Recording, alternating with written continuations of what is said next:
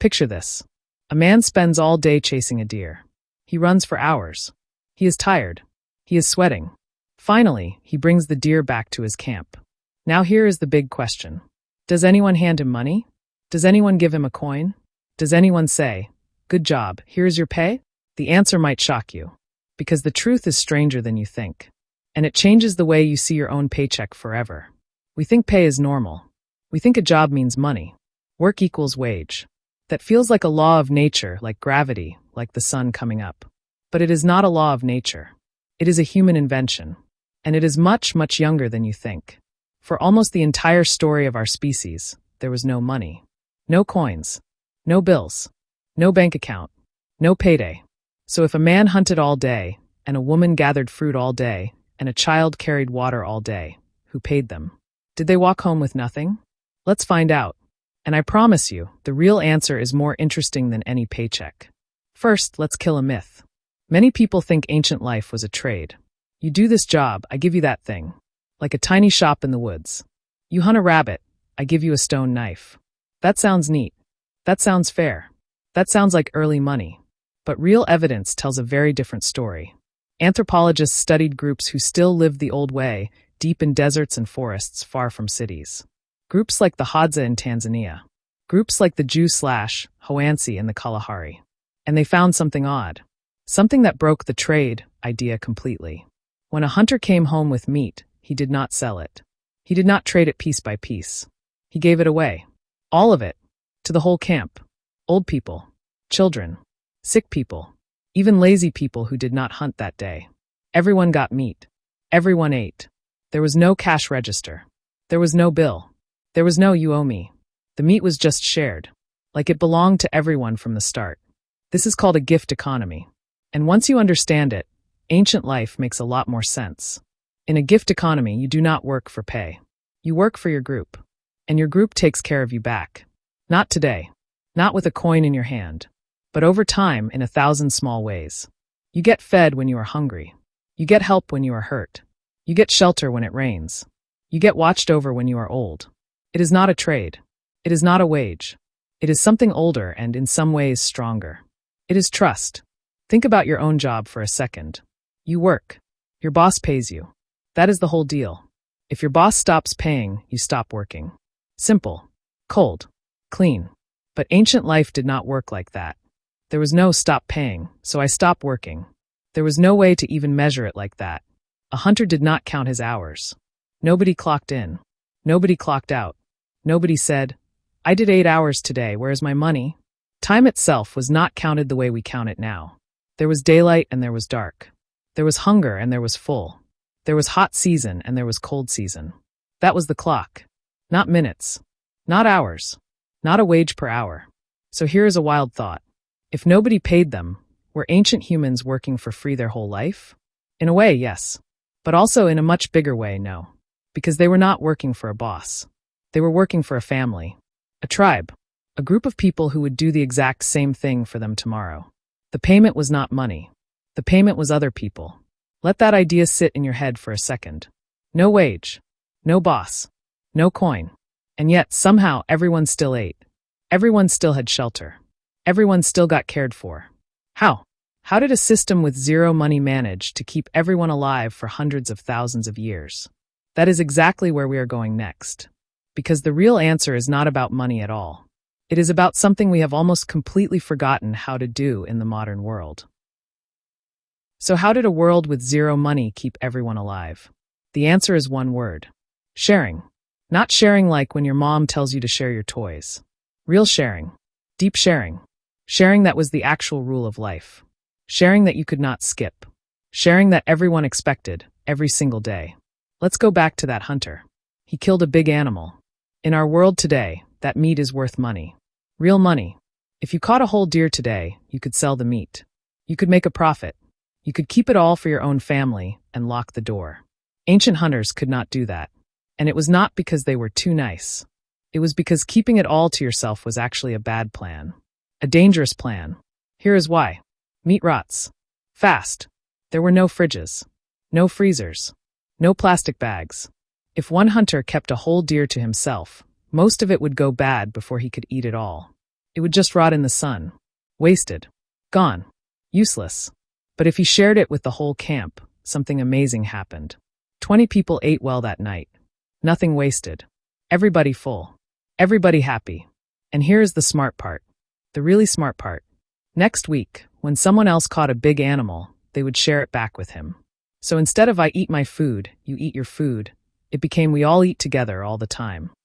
It was like a savings account. But instead of saving money, they were saving trust. Scientists have a name for this.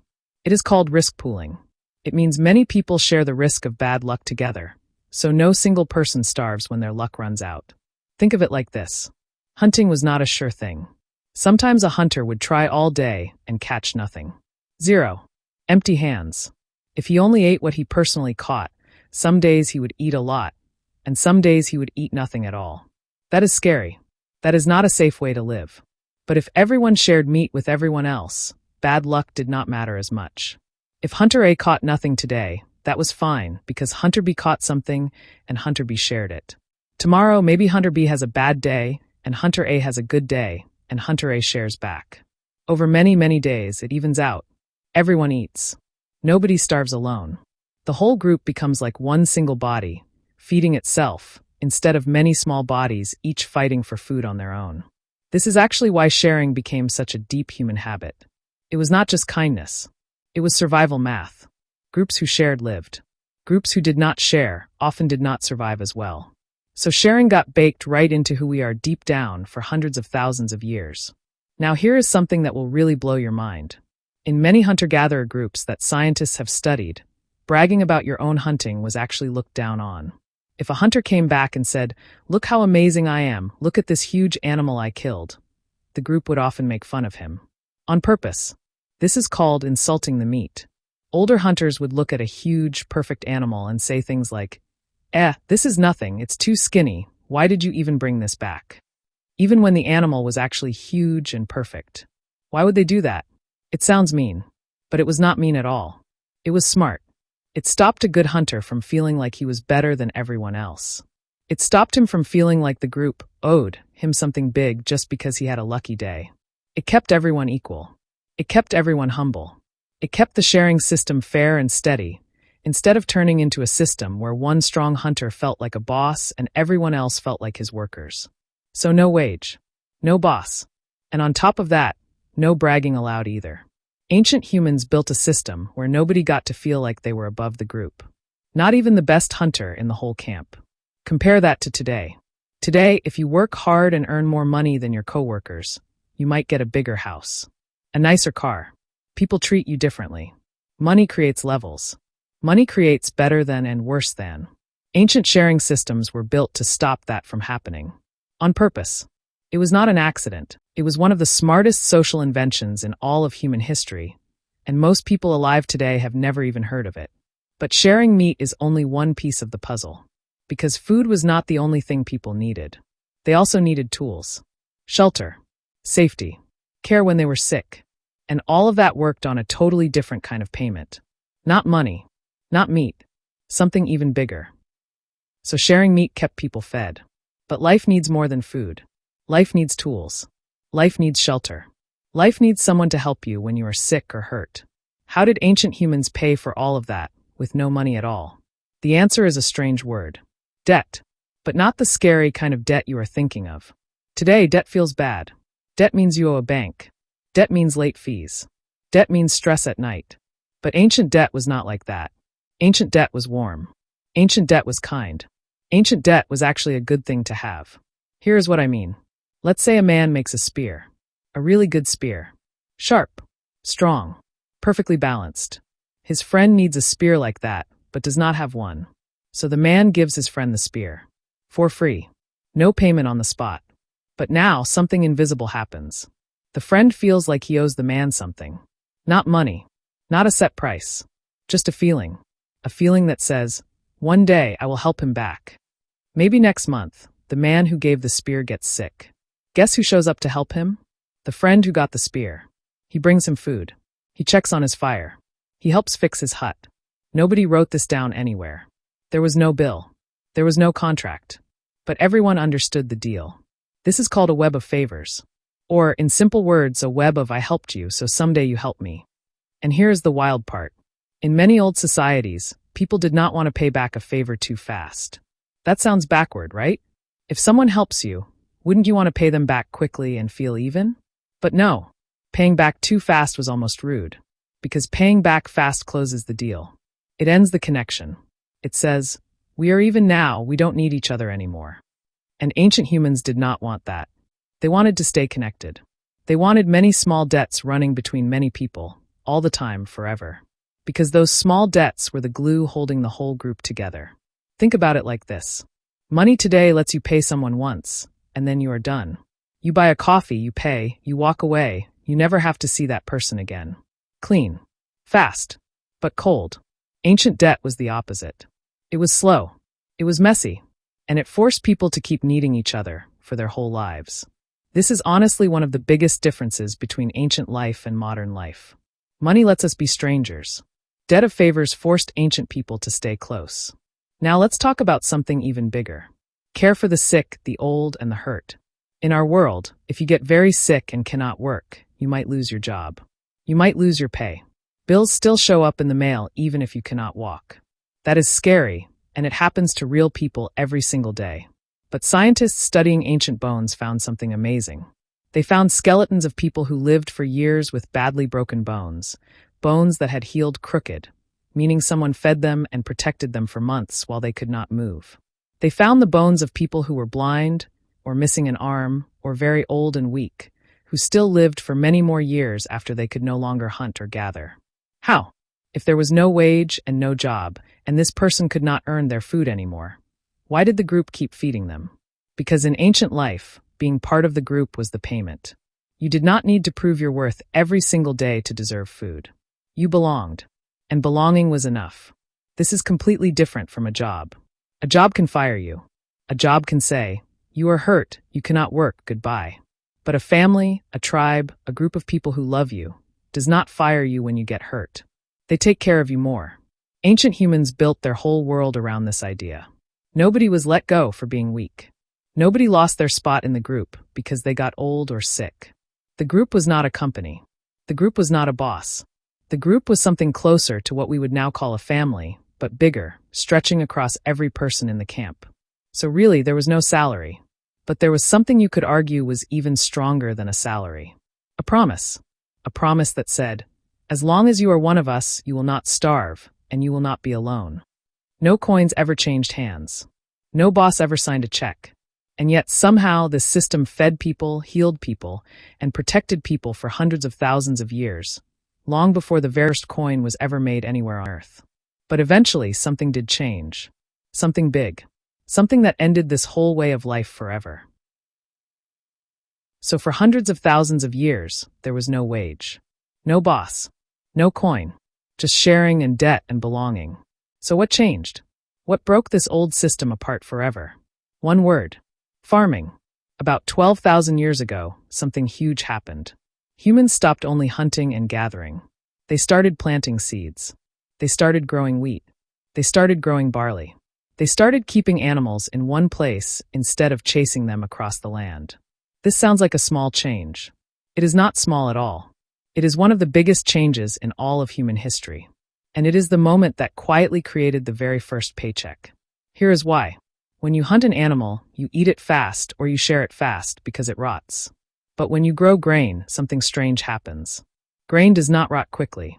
You can dry it. You can store it. You can keep it in a pot, in a basket, in a hole in the ground for months. Sometimes for years. And once you can store food, you can also count it. You can measure it. You can say, "I have 10 baskets of grain, and you only have 3. For the very first time in human history, food became something you could stack up and compare and hold onto tightly. This changed everything about how people treated each other. Before farming, sharing food right away was smart because food rotted fast anyway. But after farming, holding on to food became smart instead. Because now food could last. Now a person could store more than they needed today and save it for tomorrow. And once one person had more stored food than another person, something new was born. Something ancient humans had never really needed before. Inequality. Big and small. Rich and poor. Owner and worker. Because now imagine this. A farmer has a huge field of wheat. Too much for him to harvest all alone.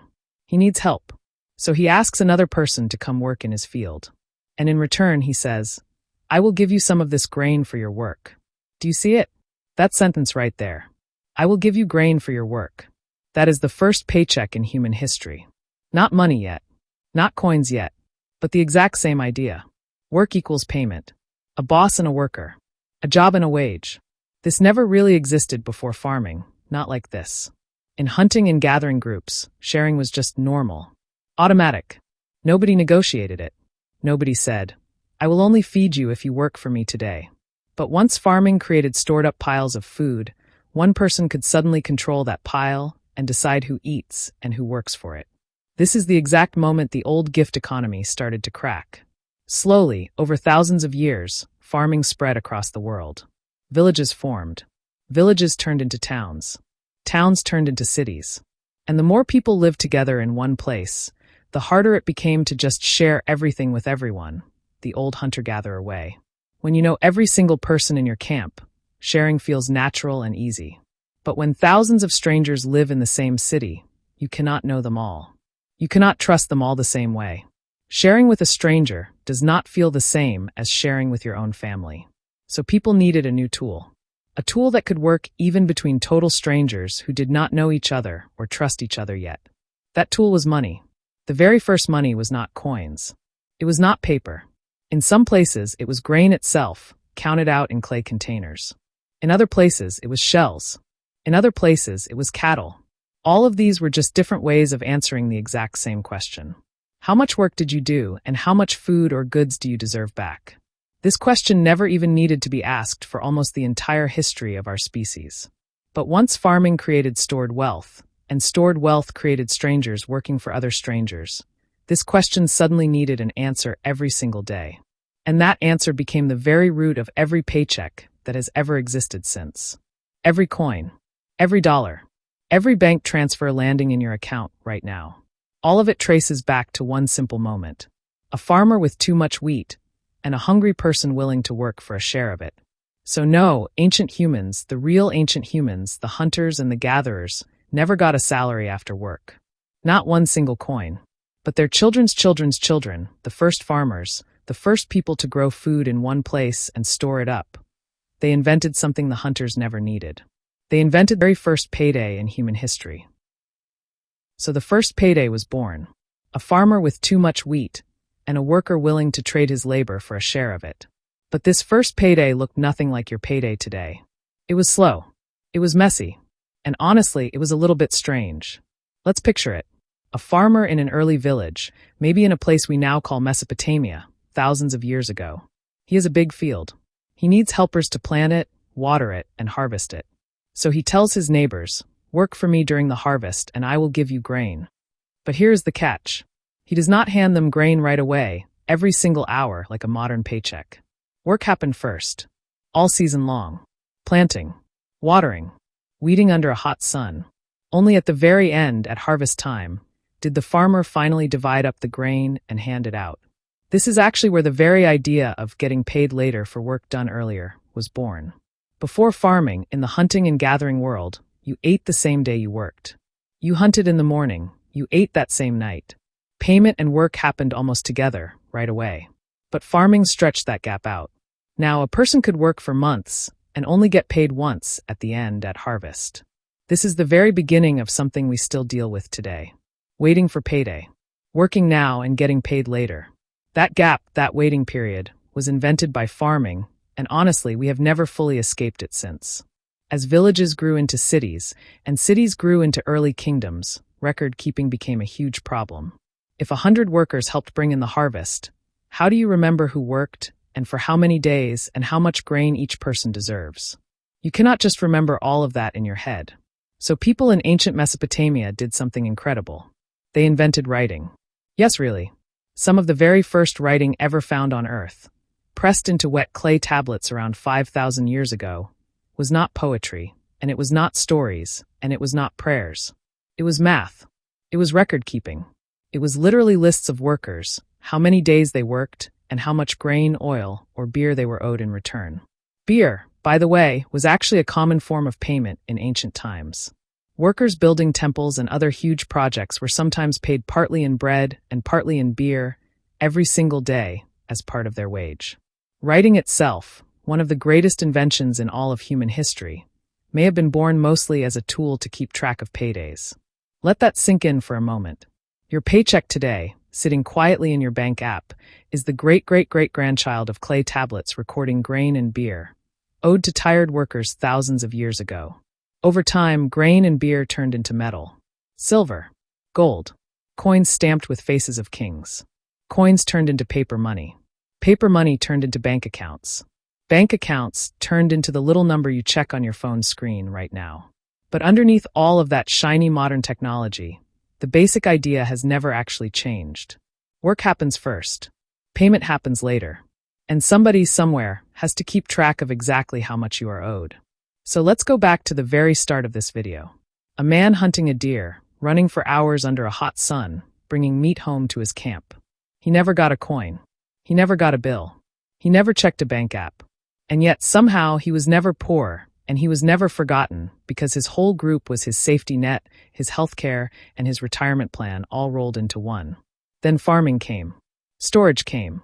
Strangers came. And slowly, quietly, over thousands of years, that warm web of sharing turned into cold, countable, stackable wealth, which turned into writing, which turned into coins, which turned into the paycheck landing in your account this Friday. So did ancient humans get paid after work? Not the way you get paid. Not with a coin. Not with a number on a screen. They got paid in something far bigger. In food that was never really theirs alone. In shelter that was never locked. In care that never expired, even when they grew old or sick or hurt beyond repair. Maybe the real question is not whether they got paid. Maybe the real question is whether we, with all our coins and all our paychecks and all our bank apps, are actually getting paid in the same deep way they were. Because a paycheck can buy you food, but it cannot promise you a whole tribe of people who will never let you go hungry and never let you be alone. So, would you trade your paycheck for that kind of payment instead? Let me know in the comments.